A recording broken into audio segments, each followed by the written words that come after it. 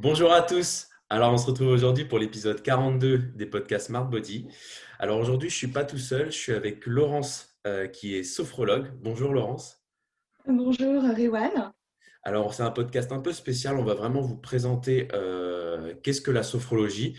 Moi-même, je me suis intéressé à ça il y a pas très longtemps. Donc, je vais en apprendre autant que vous, je pense, durant ce podcast.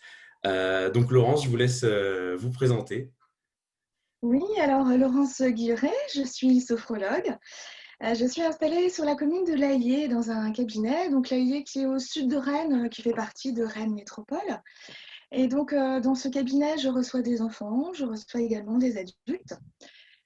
Je peux les recevoir en individuel, principalement d'ailleurs. Je reçois des patients en individuel, mais je peux aussi recevoir des couples. Et j'ai aussi des groupes qui se passent aussi au niveau du cabinet. Je peux également faire de la téléconsultation. Alors la téléconsultation, c'est bien pour les gens qui ne peuvent pas se déplacer, mais aussi pour ceux qui n'ont pas envie ou ceux qui n'ont pas le temps également de se déplacer. J'ai fait une formation en fait de sophrologie à l'ISR de Rennes, c'est l'Institut de sophrologie de Rennes qui est situé à Guipry-Messac, donc pas très loin. Et c'est une formation sur un peu plus de 400 heures. Et sinon, en dehors de cette formation de sophrologue, je suis depuis de nombreuses années, j'ai une expérience d'infirmière. Voilà. D'accord, donc vous êtes passé d'un métier d'infirmière à la Mhm. sophrologie maintenant à plein temps, ce que j'ai compris. À plein temps, tout À à plein fait. temps. Au début, En c'était fait, une activité. de la médecine traditionnelle, je suis un petit peu passée à la médecine douce, on va dire. Voilà. Et donc, pourquoi être passé à cette médecine douce, à la sophrologie? Alors, pourquoi être passée à la sophrologie? En fait, c'est une très vieille histoire qui date de quand j'ai fait ma formation en études d'infirmière sur Nantes, où déjà à l'époque, on avait la chance d'avoir une formatrice qui était infirmière sophrologue. D'accord. Et cette formatrice nous a fait découvrir la sophrologie par l'intermédiaire de séances. Et moi, j'ai tout de suite adhéré parce que ça m'a apporté beaucoup de choses sur le plan personnel. Et puis, pendant ma formation également, j'ai eu l'occasion de faire un stage auprès de jeunes adultes autistes. Et alors, c'était pas du tout de la sophrologie, mais j'ai juste pu tester un peu ma voix et la respiration auprès de ces jeunes adultes. Et j'étais assez impressionnée par l'effet que cela leur faisait, et notamment l'apaisement que cela pouvait leur apporter. D'accord. Donc voilà, la sophrologie, j'ai tout de suite adhéré, mais après j'ai mis tout ça de côté parce que j'étais jeune, parce que j'étais nouvellement diplômée comme infirmière et que je suis partie travailler comme infirmière. Et puis j'ai eu trois enfants et à chaque grossesse, à chaque préparation d'accouchement, comme beaucoup de femmes d'ailleurs, à chaque préparation, j'ai fait une préparation en sophrologie. Et à chaque fois, j'ai retrouvé toujours ces sensations qui me plaisaient et la connaissance du corps que j'aimais, surtout en plus avec le bébé, c'était magique. Et donc, j'ai laissé tout ça de côté à chaque fois. Je remis ça un peu sous la pile. Et puis, en continuant de travailler comme infirmière, j'ai rencontré alors des gens de tout milieu, des gens avec un vécu personnel, une vie souvent difficile, mais tous différents. Et puis, des gens malades, des gens qui avaient des douleurs, des gens qui avaient des addictions. Enfin, voilà, j'ai rencontré des milieux de vie et des vécus très différents, mais à chaque fois dans l'accompagnement de ces gens-là, je me disais, ça suffit pas ce que j'apporte et il y aurait sûrement autre chose. Alors quand je réfléchissais, qu'est-ce qu'il y aurait? J'avais envie d'apporter quelque chose de simple, quelque chose de naturel, et puis quelque chose qui permette aux personnes de devenir autonomes, autonomes dans leur santé et autonomes dans leur vie. Et en fait, la sophrologie répond à tout ça. Donc un jour, je me suis enfin décidée et j'ai franchi les portes de l'école, de l'ISR, de sophrologie. Et là, franchement, j'étais ravie parce que je ne regrette pas du tout. Et pour moi, pour tout ce que j'ai pu apprendre, et puis aussi parce que maintenant, j'ai vraiment envie de transmettre tout ce que j'ai appris.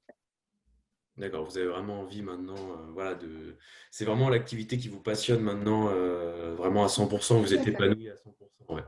Tout à fait. Mais c'est vrai que ça change bien de la médecine traditionnelle. Ben, on va en parler justement. C'est que je pense pour beaucoup de personnes, c'est assez mal compris. C'est aussi une science on en a parlé assez jeune. Donc, c'est vrai Oui. que vraiment expliquer ce que c'est, qu'est-ce que la sophrologie concrètement, d'où ça vient, Alors, qu'est-ce que c'est. ouais. Alors déjà, la sophrologie, une petite précision, c'est que ça ne remplace pas la médecine traditionnelle, ça vient en complément en fait. C'est vraiment un soutien, un accompagnement, mais surtout, ça ne remplace pas. Ça ne remplace pas les traitements, ça ne remplace pas le suivi médical, c'est vraiment un plus en fait. C'est une chose qui est vraiment très importante. Et donc la sophrologie, alors qu'est-ce que c'est? Ça a été créé en 1960 par un neuropsychiatre, le professeur Alfonso Caicedo, qui était neuropsychiatre et qui trouvait justement qu'il n'avait pas assez de choses à proposer à ses malades, à ses patients. Et il avait envie d'autre chose en dehors de la médecine traditionnelle de l'époque. Et donc, il a fait un petit tour du monde pour étudier différentes techniques. Notamment, il est parti en Inde pour étudier le yoga. Il est ensuite parti au Tibet. Et là, il a étudié le bouddhisme. Et enfin, il est allé au Japon étudier le zen. Alors, avec ses études, ses recherches, avec ses découvertes par l'intermédiaire de ces trois techniques, il a créé la sophrologie. D'accord, donc c'est vraiment, ça vient, alors comme on l'a dit, un peu d'un mélange entre différentes pratiques qui sont assez relaxantes, que beaucoup de gens utilisent pour se détendre, s'évader, comme on l'a dit, le yoga, le bouddhisme, et on a dit le troisième, c'était Le zen. le zen. Le D'accord. zen. C'est vraiment, voilà. Alors en fait, la sophrologie, ça n'est pas que de la relaxation. Donc justement, je vais en parler tout à l'heure. Ça n'est pas que de la relaxation, c'est plus que de la relaxation. Mais c'est vrai que la sophrologie, c'est une prise de conscience de son corps, c'est une prise de conscience de sa respiration. Et j'ai envie de dire que quand le corps va mieux, le mental va mieux et inversement.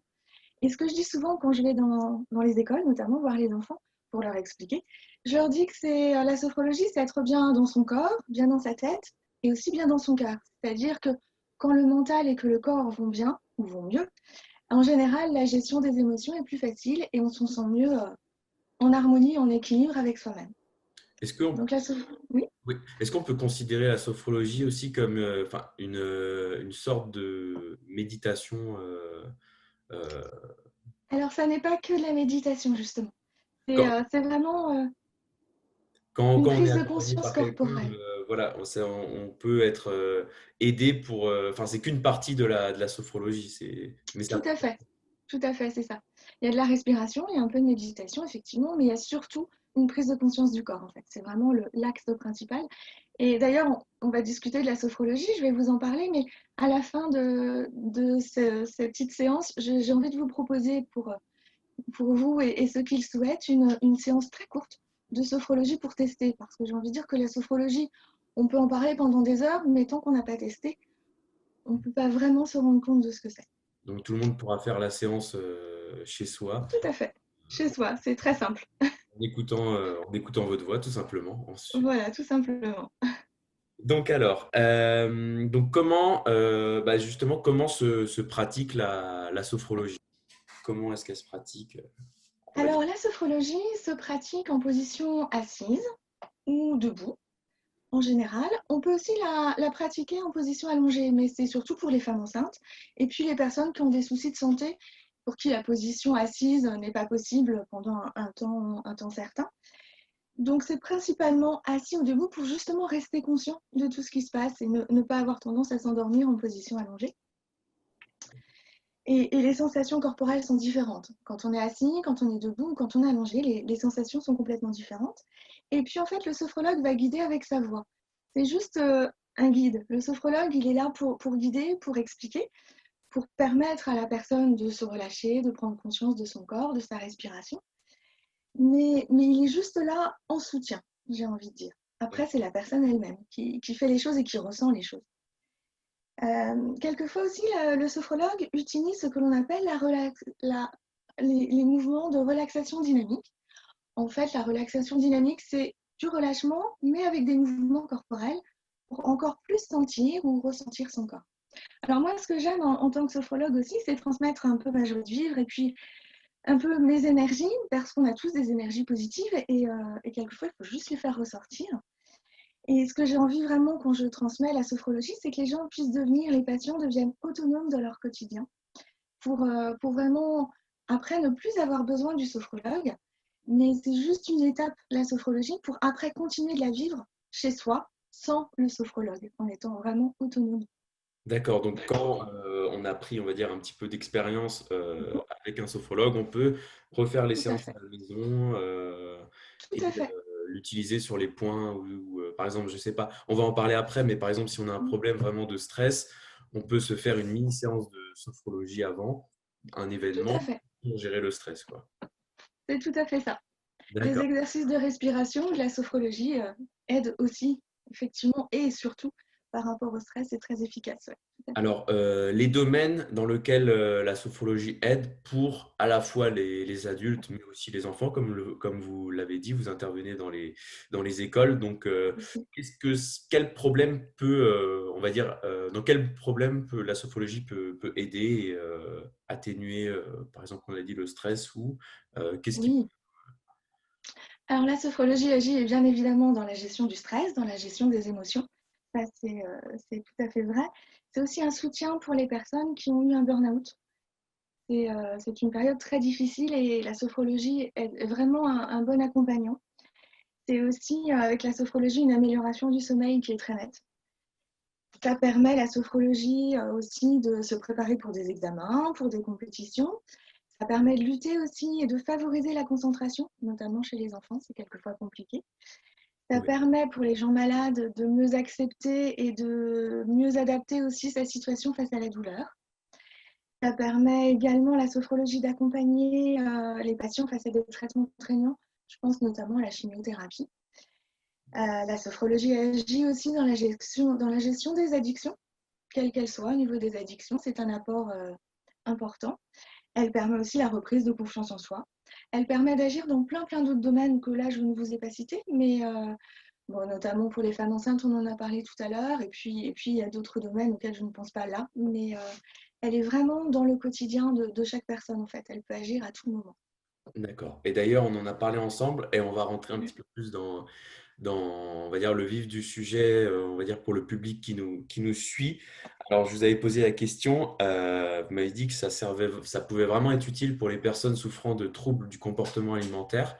C'est vrai que nous, on a, on va dire, une méthode, un suivi pour améliorer le rapport, des gens par rapport à la nourriture et aux aliments qui peuvent leur faire peur ou tout simplement les aider s'ils luttent contre l'anorexie, l'obésité ou des crises d'hyperphagie, tout ça. Donc, en quoi la sophrologie peut aider ces personnes, disons, ça peut être aussi bien un complément par rapport à un coaching, ça peut être un complément par rapport à un D'accord. suivi médical. Alors, qu'est-ce que ça peut apporter pour les personnes souffrant de TCA? Tout à fait. Alors, je vais déjà revenir au corps. En fait, la sophrologie permet de prendre conscience de son corps, souvent qui a été oublié lorsqu'il y a un problème de trouble alimentaire. Donc, ça permet de le retrouver, de le reconnaître tel qu'il est. Et c'est parfois nécessaire aussi de mettre un peu le mental de côté. Je dis quelquefois au cabinet, quand je suis en consultation, je dis aux gens, alors, le cerveau, vous allez le poser sur le bureau, puis on va aller dans la pièce à côté. Et là, pour faire la séance de sophrologie, j'ai juste besoin de votre corps. Parce que c'est vrai que le mental intervient beaucoup, beaucoup dans notre quotidien, hein, surtout notamment actuellement. Mais le mental intervient toujours énormément et c'est bien de temps en temps d'essayer de le poser. Et donc, avec la sophrologie, c'est ce qu'on essaye de faire pour retrouver son corps. La sophrologie va permettre aussi pour ces personnes-là de reprendre confiance en elles. Et reprendre confiance en soi, c'est aussi permettre d'aller de l'avant et d'essayer d'aller là où on veut aller, de se retrouver ou de se trouver comme on a envie de devenir. Et pour ça, la confiance en soi est primordiale. La sophrologie, c'est aussi réactiver tout le positif qu'on a en soi, parce qu'on en a tous, même si quelquefois on a tout oublié au niveau du positif, on les a mis vraiment au très fond de soi, on en a tous, et réactiver tout ça, ça fait vraiment du bien, et ça permet d'aller de l'avant. C'est aussi avoir des techniques, alors avoir des techniques pour agir justement face à une crise de boulimie, une envie subite de manger. La sophrologie apporte des petites techniques qui vont éviter ça, qui vont permettre d'intégrer les choses d'une autre manière, d'intégrer aussi la façon de manger, d'intégrer la façon de s'alimenter, mais pour pouvoir apprécier toujours la cuisine, apprécier l'alimentation, apprécier de se retrouver avec des amis pour manger, mais avec une vision de l'aliment différente. Ouais. Et la sophrologie, je dirais, va aussi permettre de se retrouver après, une fois que toute la démarche a été faite, que la personne a retrouvé un corps qui lui convient, qu'elle n'a plus ses troubles alimentaires. Souvent, elle ne se reconnaît plus. C'est quand même compliqué, même si elle l'a fait pendant plusieurs mois, ce travail, pour redevenir autrement comme elle était avant ou comme elle souhaitait l'être. Mais se retrouver avec un corps différent, c'est pas toujours facile. Et grâce à la sophrologie, justement, ça peut aider à accepter cette nouvelle image que l'on a de soi. D'accord. Donc c'est vrai que dans un sens, c'est vrai que c'est logique le fait qu'il y a un problème quand on a des troubles de comportement alimentaire entre le mental et son corps. Il y a forcément une connexion ou un problème d'image Tout à peu fait. importe d'où cela provient. Comme vous dites, la sophrologie, ça permet de reconnecter les deux et donc c'est vrai que voilà, ça permet vraiment bah, même après la prise de conscience, après avoir agi même si on n'est toujours pas satisfait de son corps, parce que bon, peu importe. Après, il y a l'aspect santé d'abord, donc arrêter les Oui. crises avant de vouloir perdre du poids, évidemment, comme nous on le Mm, fait. Ça tout sert à à fait. rien de vouloir perdre du poids, de baisser ses calories, si après vous faites le yo-yo en faisant une crise dans la semaine. Donc c'est vrai Tout à qu'après, fait. ça permet de se reconnecter avant de pouvoir potentiellement entamer une perte de poids ou voilà, C'est ça. d'atteindre ses objectifs, quoi. C'est une reconnexion à soi. Tout à fait. Mm. Voilà, donc c'est ça. Donc après, je voulais enchaîner sur donc la sophrologie dans le sport.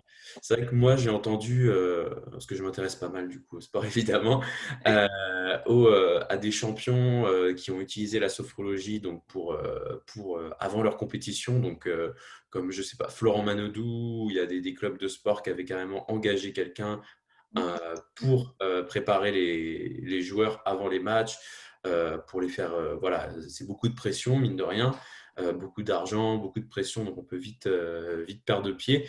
Donc, en quoi les sophrologues peuvent aider les sportifs à potentiellement dépasser leurs limites et à gérer une compétition ou un événement stressant, quoi. Mm. Tout à fait.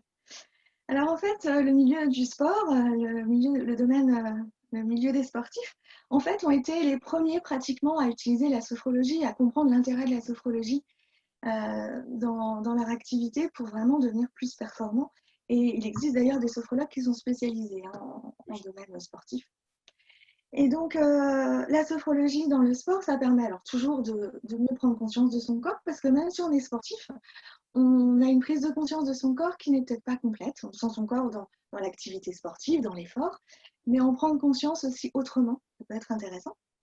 Ça permet de prendre conscience de son corps et puis aussi d'agir avec la respiration pour prendre un petit peu des exercices de respiration comme un allié, la respiration pour pouvoir aller mieux, pour pouvoir agir au niveau sportif. Et ça permet aussi, bien évidemment, de prendre confiance en soi pour être un petit peu plus efficace encore.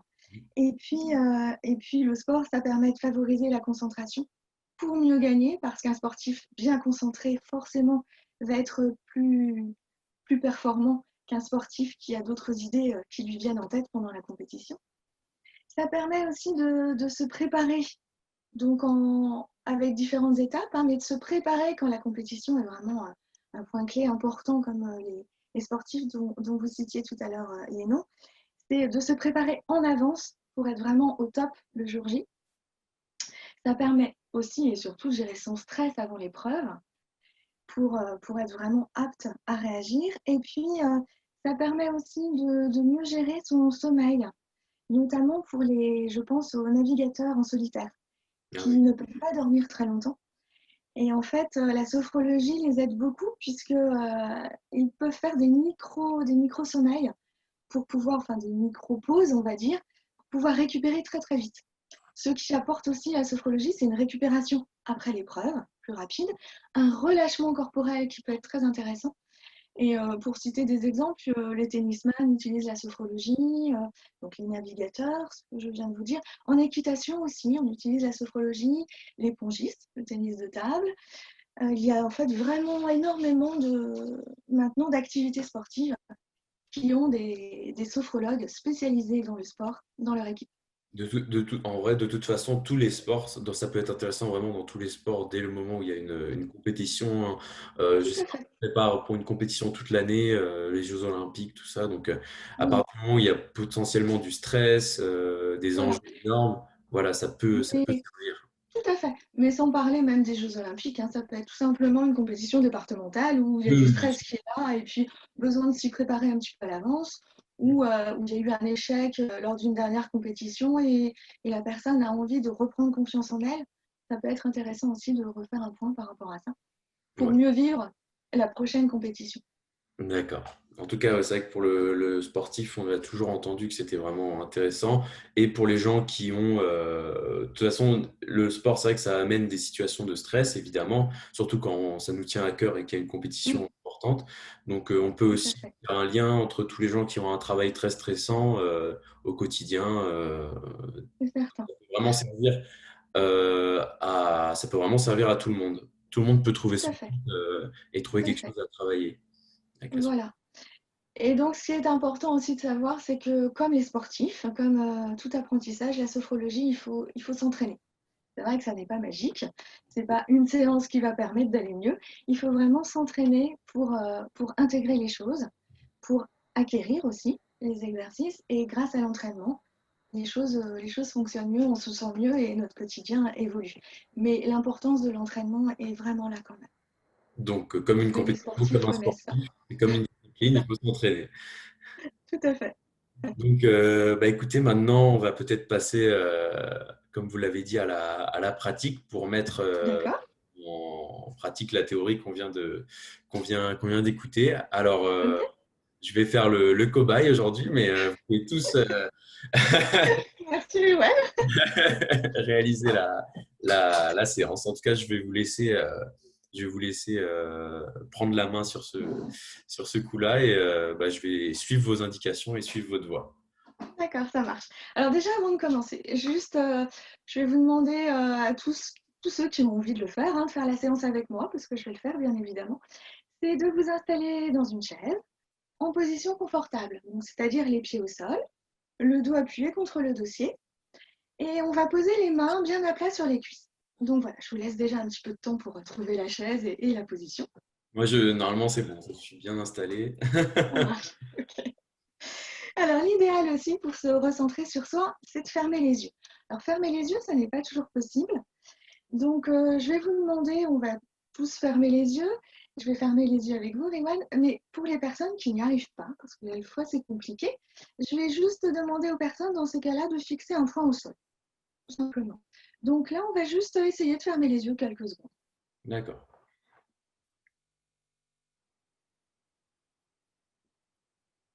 Donc, voilà, nous pouvons rouvrir les yeux.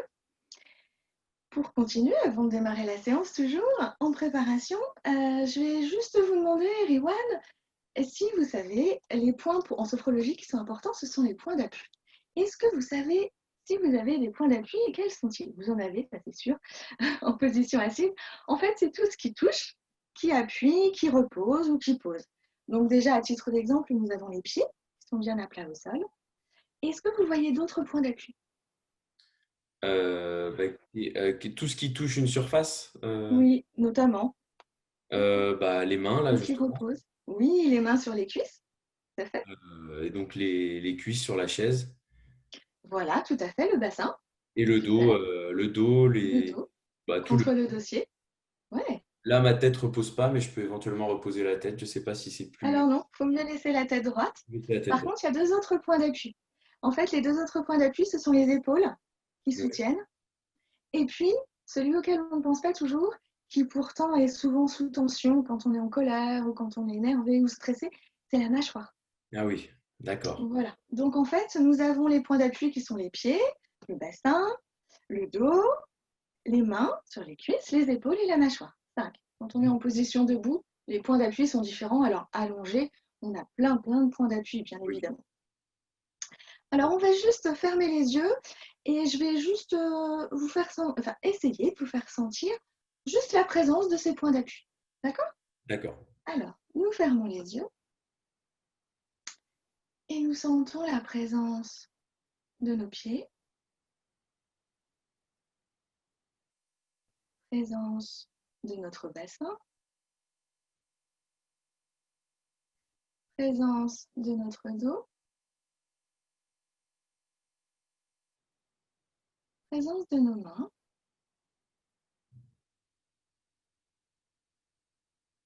présence de nos épaules, présence de notre mâchoire.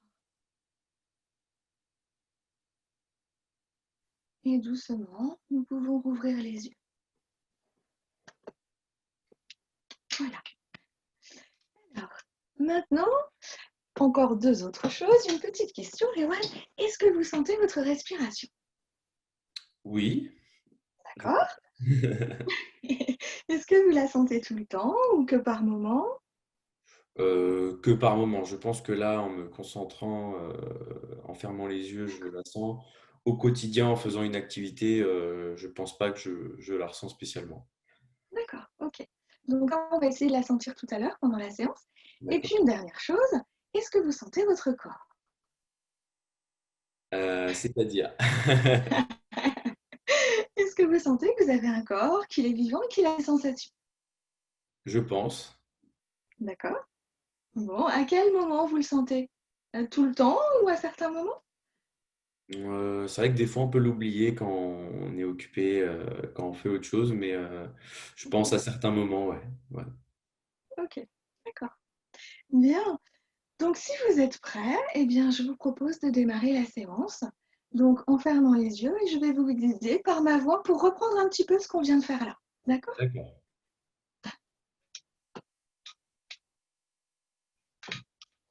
Alors, nous nous installons toujours confortablement dans la chaise, les mains à plat sur les cuisses, et lorsque nous sommes prêts, nous fermons les yeux.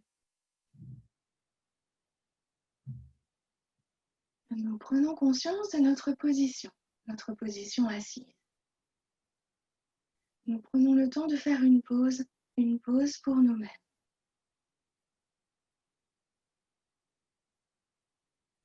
Nous prenons conscience de nos pieds bien à plat sur le sol. Et nous pouvons peut-être bouger un peu nos orteils pour les sentir davantage. Peut-être bouger les talons d'avant en arrière.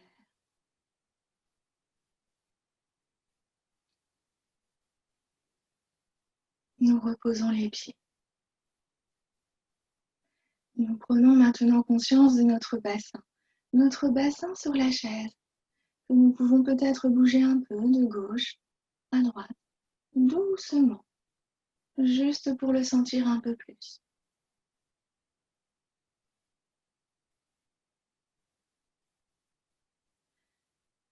Nous cessons. Nous prenons maintenant conscience de notre dos appuyé contre le dossier de la chaise, et nous pouvons peut-être bouger d'avant en arrière.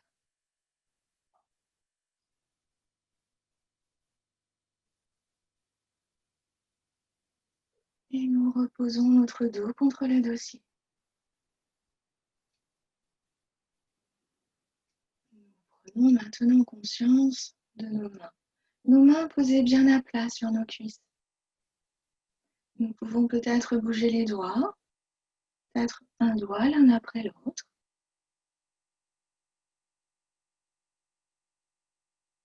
Soulever la paume des mains, la reposer. Et nous reposons nos mains sur nos cuisses. Nous prenons maintenant conscience de nos épaules. Peut-être faire des petits ronds doucement avec les épaules pour les sentir un peu plus.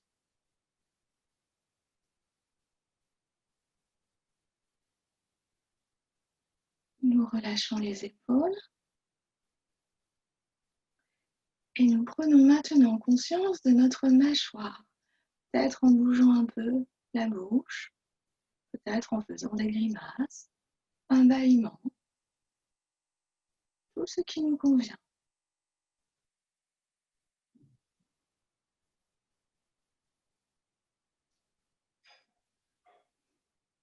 Nous cessons et maintenant nous prenons conscience de notre respiration. Nous sentons l'air qui rentre dans notre corps, l'air qui en ressort. Sans forcer, nous observons notre respiration. Peut-être son mouvement, peut-être son intensité. Juste l'observer.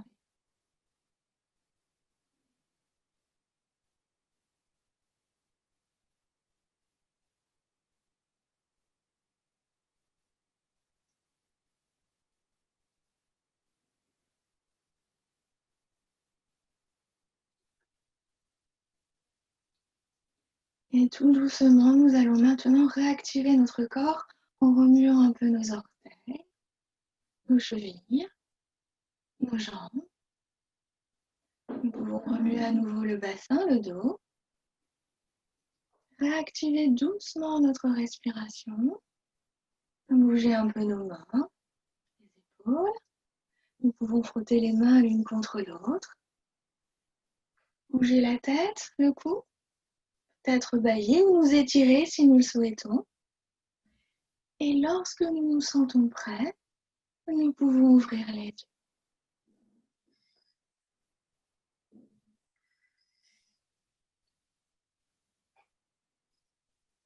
Alors, je vous laisse un petit temps. Et puis, peut-être, Iwan, comment vous sentez-vous? C'est vrai que c'est une sensation assez. Bah, moi, c'est ma première séance, j'en avais jamais fait. Donc, Ouais. c'est vrai que d'analyser comme ça, de fermer les yeux, de lâcher un peu prise, voilà, de gérer sa respiration, c'est vrai que c'est un peu relaxant, honnêtement. Et ça fait un peu. C'est vrai que ça fait une sensation spéciale, ouais. C'est vrai. Bon, spécial bien? Oui, Spécial, oui, oui. ok, Spécial un peu, super. on se sent bien. D'accord, très bien.